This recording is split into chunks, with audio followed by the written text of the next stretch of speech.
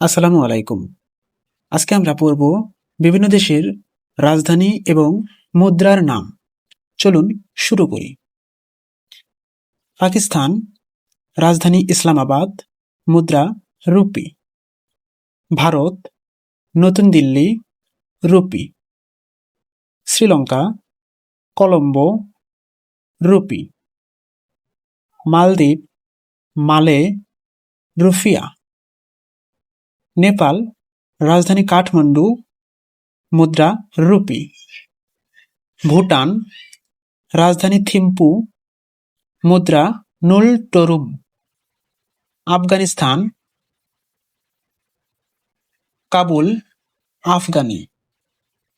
Iran, রাজধানী Tehran, মুদ্রা Real.